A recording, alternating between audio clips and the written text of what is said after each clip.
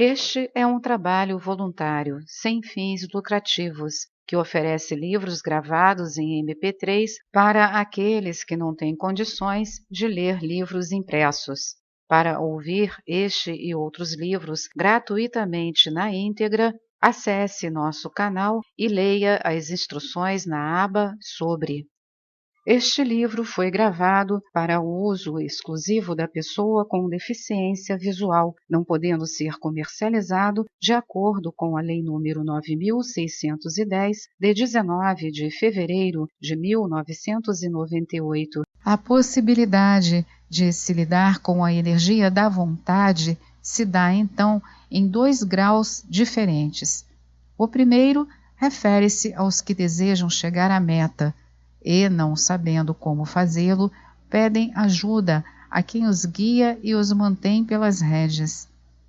O segundo refere-se à situação por inteiro, a carruagem, o guia, as rédeas e os cavalos, bem como a obediência na recomendação: aquieta-te e volta-te para dentro de ti. Aquieta-te e volta-te para dentro de ti. Se optarmos pelo primeiro tipo, a verdadeira energia da vontade-poder não é desenvolvida, principalmente se adotarmos a posição de vítimas ou de necessitados, contando com uma ajuda externa. Podemos até alcançar certa ajuda, que pode ser útil no início do processo, mas isso é outra energia, não a energia do primeiro raio. Para captar a energia do primeiro raio, devemos nos colocar decididamente no segundo grau, onde os cavalos não precisam pedir nada, apenas puxam disciplinadamente a carruagem, sabendo que devem obedecer aos sinais das rédeas, o que os levará à meta, muitas vezes desconhecida deles. Quando nossos cavalos se conscientizarem de que são guiados e de que nada precisam temer, pedir ou desejar que não seja participar desse processo como um todo, estaremos francamente abertos ao primeiro raio. Nesse caso, sintonizados com o poder e a força dessa energia, perceberemos perfeitamente o processo de transformação que ela opera por onde passa. Não mais perceberemos com sofrimento ou temor a ação de tal raio, que é, em princípio, destruidora. Não mais lhe oporemos resistência pedindo coisas, mas simplesmente nos identificaremos com ela e nos uniremos a ela no silêncio do nosso ser. Podemos ilustrar melhor tudo isso imaginando os efeitos de uma carruagem correndo a toda velocidade. Ela destrói aquilo que pisa e provoca deslocamentos no espaço que atravessa, causando, desse modo, a morte de muitos seres e de micro-organismos desconhecidos que vai encontrando pelo caminho. Assim, em seu percurso, tal energia vai destruindo o supérfluo e o superado.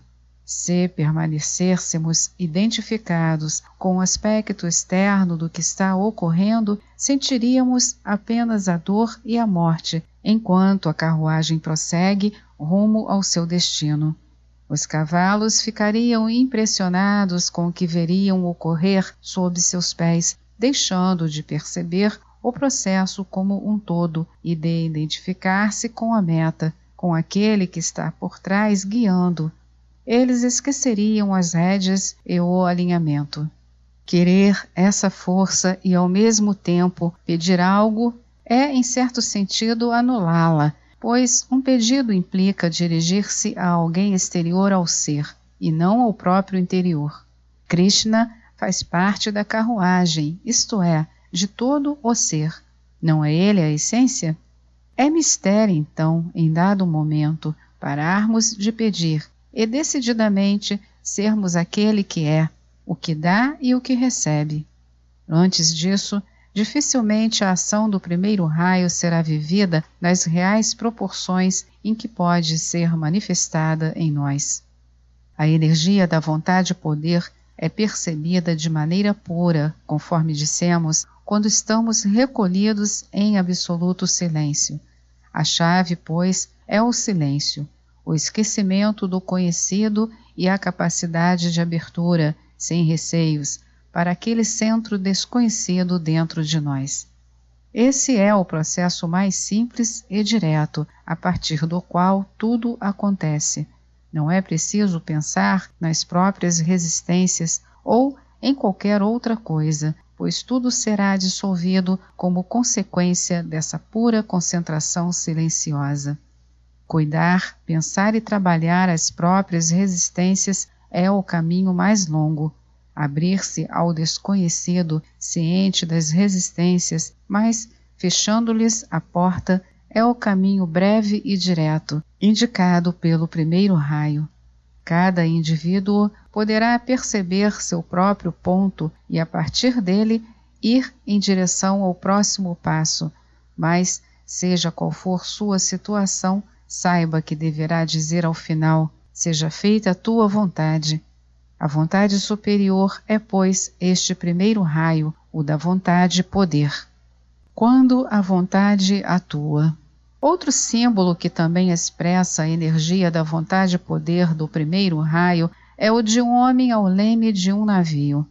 Podemos visualizar esse homem ao leme e, portanto, no controle da personalidade, guiado pela energia da vontade.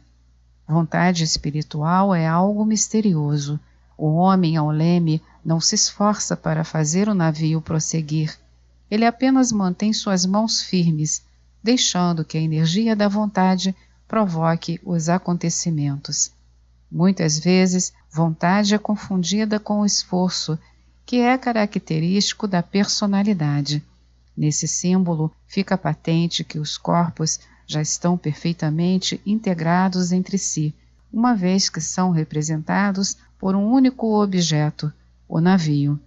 É o navio que vai ao encontro das águas, que é forçado pela correnteza, que encontra os escolhos pelos caminhos do mar. A vontade faz tudo deslizar por intermédio daquele homem que está simplesmente com as mãos ao leme. O mar, as ondas e tudo o que ocorre fora são as forças kármicas, os acontecimentos da vida externa, fatos e circunstâncias pelas quais temos de passar e que nada têm a ver com a verdadeira energia que está ali, naquele conjunto tão forte.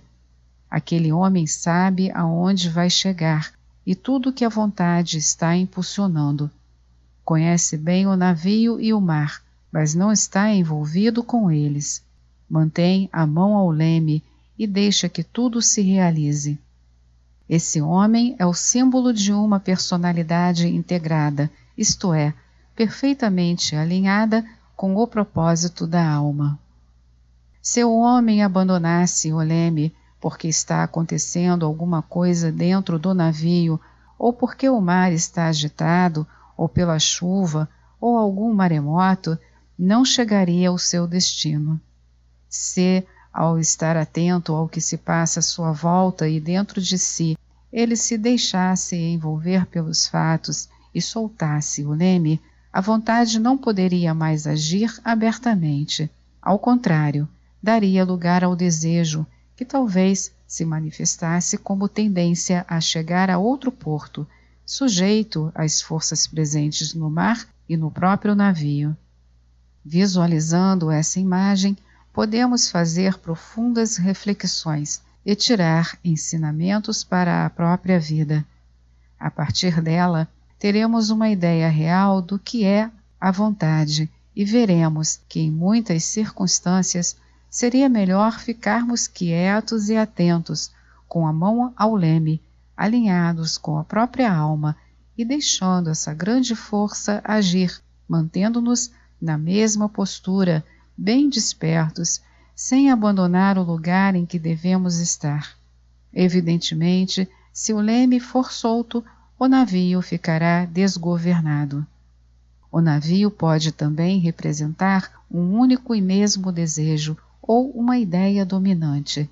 Se temos um só e grande interesse, um só navio, e permanecemos na posição correta diante dele, a energia da vontade advém. Se a ideia dominante é espiritual, isto é, evolutiva, do ponto de vista do primeiro raio, essa atitude é um princípio de interiorização. A propósito disso, costuma-se dizer que quando um indivíduo está centrado no próprio navio, está em uma escola de concentração, que é um preparo para contatos com o próprio mundo interior. A concentração é válida pelo fato de estar ali totalmente investido em uma meta evolutiva. Uma atividade assumida com regularidade, amor, estabilidade e inteireza não é em si a vivência desses contatos, mas desta atitude poderá surgir algo que prepara o ser para experienciá-los. Nesse navio simbólico, embora chova e faça sol enquanto se está ao leme, embora haja nele pessoas entrando e saindo dos camarins, outras pessoas pescando ou cozinhando, pode-se estar consciente da finalidade dessa viagem e, a partir daí, procurar não se distrair ou desviar a atenção da meta percebida. Não se pode evitar que haja outras pessoas no navio, que chova ou que advenha um maremoto, mas pode-se manter a concentração no propósito da viagem. Uma pessoa de primeiro raio, quando integrada a ponto de fazer apenas o que se propõe e nada mais, consegue atingir mais rápida e perfeitamente esse estado de concentração necessário aos contatos internos do que quando se esforça para alcançá-los. Conheci um industrial que fazia espontaneamente essa prática de primeiro raio, sem que nada soubesse conscientemente sobre o eu superior ou sobre a interiorização. Sua mulher me disse que era como se não tivesse marido. Quando ele chegava da indústria, continuava trabalhando em casa, concentrado em sua meta principal. Um trabalho que mantinha milhares de pessoas em atividade em vários países. Quando ocorria de fazermos os três juntos as refeições, frequentemente ele se desligava do que estava acontecendo à sua volta e fazia anotações sobre assuntos da indústria que lhe vinham à mente naquele momento. Comportava-se como se a mulher e eu não estivéssemos presentes. Da nossa parte, compreendíamos o que estava acontecendo e percebíamos a energia de primeiro raio que fluía livremente. Quando os dois viajavam, ela guiava o carro e ele sentava-se ao lado. Às vezes, faziam viagens de inspeção de um país para o outro, passando por bonitos lugares nos Alpes, e ele sempre com um livrinho de notas no automóvel, escrevendo o que lhe vinha à mente sobre detalhes do trabalho. Que casamento frustrado seria se ela o interpelasse naqueles momentos. Esta é mais uma edição do canal Livros Falados Voz Humana. Que o bem, o bom e o belo se multipliquem em benefício das criaturas.